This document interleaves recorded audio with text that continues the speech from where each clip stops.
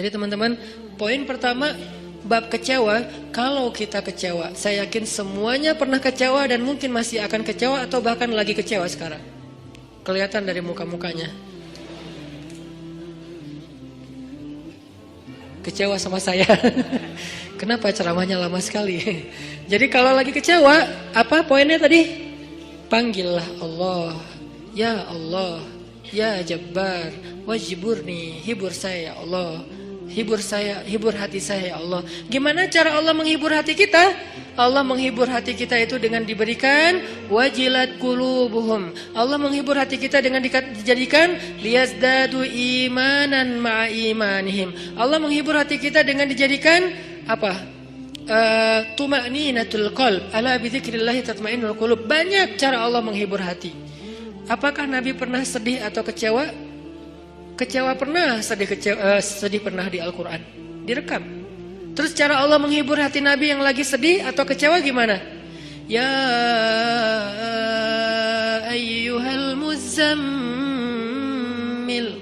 qumil layla illa qalila nisfahu awil qus minhu qalila أو زد عليه ورتل القرآن ترتيلا إن ناشئة الليل هي أشد وطئا وأقوم قيلا. Allah panggil Nabi ketika lagi sedih dan tidur. Ya ayyuhal muzammil. Ini dua kondisi Nabi lagi tidur dan dipanggil Allah. Satu, ya ayyuhal muddathir. Satu lagi, ya ayyuhal muzammil. Tidur kenapa Nabi? Bukan tidur, tertidur. Gara-gara capek seharian berdakwah dan capek seharian dibully. Dibully di mana-mana, pergi ke pasar, dibully di pasar, pergi ke tempat pertemuan, dibully di tempat pertemuan, pergi di sepanjang jalan, dibully di sepanjang jalan, pergi ke rumah keluarga besarnya, ke tetangganya, ke pamannya, ke sepupunya, dibully oleh tetangga dan keluarga besarnya. Kemanapun beliau pergi, beliau dibully, dihat, dihina, dicela seharian dari pagi. Satu kota Mekah ngebully beliau. Ada yang mengatakan beliau itu penyihir, ada yang mengatakan beliau itu pembohong, ada yang mengatakan beliau itu tercela. Muzammam, nama aslinya Muhammad, artinya terpuji, tapi diplesetin jadi Muzammam, artinya tercela. Atau orang salib dulu, pas perang salib menamakannya dengan istilah Muhammad. Apa Muhammad? Salah satu nama setan.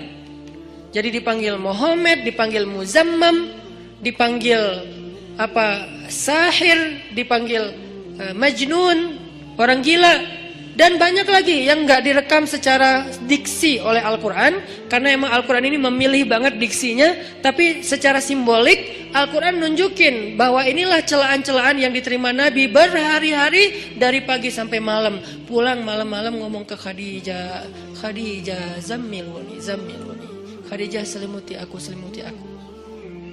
Khadijah pengertian, diselimuti Rasulullah, diusap-usap kepala Rasulullah.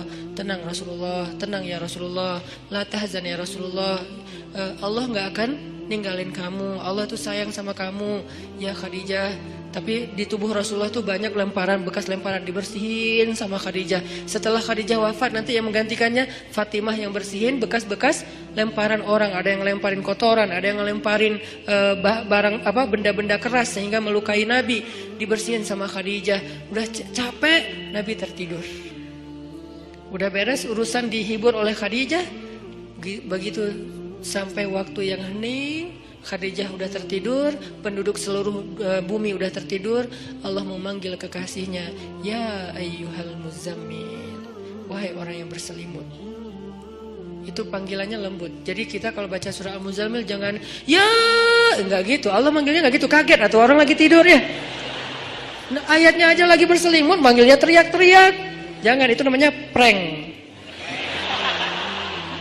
Itu bukan tilawah, itu ngeprank. Makanya jangan tilawah sambil ngeprank.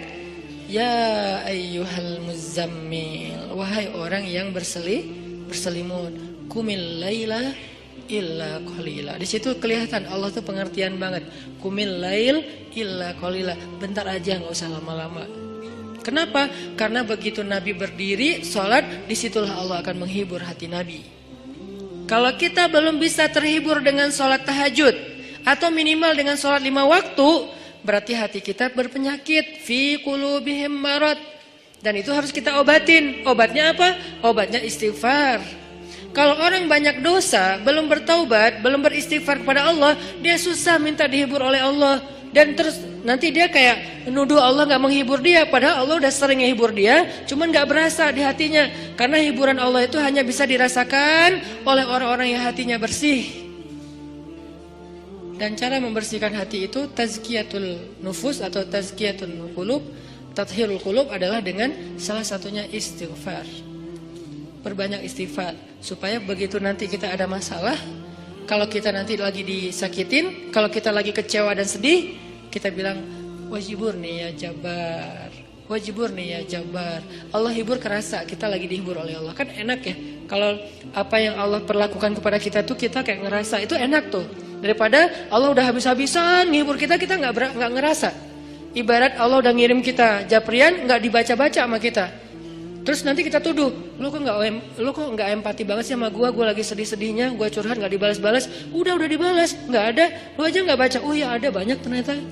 Artinya nggak dibuka sama kita kan? Kenapa nggak dibuka? Mungkin pulsa kita habis, mungkin handphone kita error, mungkin apa dan segala macam kemungkinan. Nah gitu juga dengan Allah. Wa idza sa'alaka ibadi anni fa inni qarib. Qarib itu kalau lebih dekatnya namanya akrab. Akrab. Qarib, karib. Sahabah qarib, sahabat karib. Itu bahasa Arab. Kan saya sering nge-mention bahwa ini dari bahasa Arab, bahwa biar kita tahu identitas bahasa kita itu sebetulnya sebagian besar diambil serapan dari bahasa Arab. Terus siapa yang merangkai bahasa Indonesia dari bahasa Arab kalau bukan ulama? Jadi nggak bisa dilepaskan antara ulama dengan Indonesia, antara ulama dengan kebangsaan, antara ulama dengan nasionalisme. Toh bahasa nasional kita dibentuk oleh ulama. Buktinya serapannya 90% itu bahasa Arab.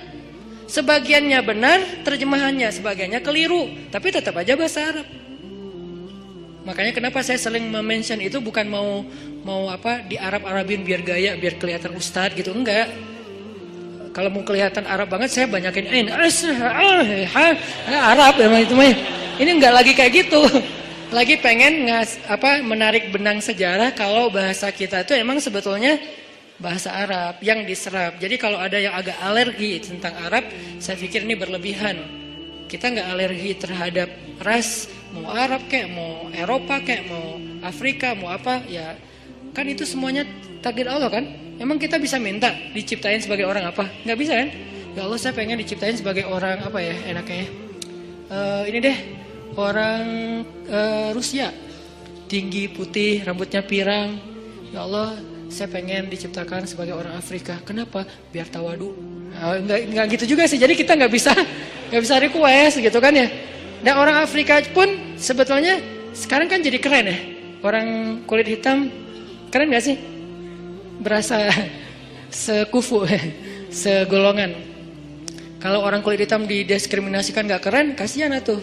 Kan kulit hitam juga sekarang jadi favorit. Bahkan banyak orang yang pengen menghitamkan kulitnya. Ini artinya ya nggak bisa request mau jadi orang apa, sehingga kita nggak boleh benci golongan ataupun ras, karena dia diciptakan kayak gitu tuh bukan pengennya dia, itu namanya sunnatullah dan takdir, itulah ketentuan Allah. Kalau kita cela rasnya, berarti kita mencela pencipta ras itu, yaitu Allah Subhanahu Wa Taala. Balik lagi ke yang tadi, intinya bahasa kita emang diserap dari bahasa Arab.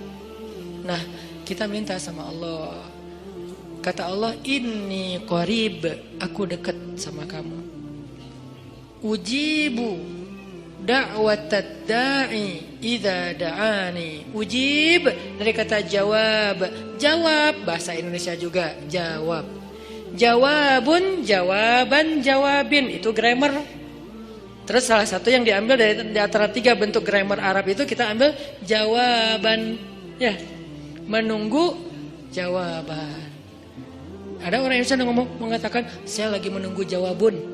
Nggak ada kan ya? Ini agak-agak aneh. Jawabin atuh, ada tuh jawabinnya. Jawab, berarti yang udah ada tuh jawabin. Jawaban mah belum ada ya. Jawabin atuh yang yang tadi. Nah, oke, berarti itu bahasa Arab juga. Jawab, ban bin sama aja. Ujibu, berarti bahasa Al-Quran sendiri itu sebetulnya tanpa baca terjemah, kalau kita tahu akar katanya, itu emang bahasa kita, bahasa Arab, bahasa Indonesia. Ujibu da'watad da'i idza da'an. Aku mengijabah, menjawab dakwah. Dakwah itu panggilan. Ujibu da'watad da'i idza da'an. Aku menjawab panggilan dai, orang yang memanggil kalau dia mendakwah atau memanggil aku.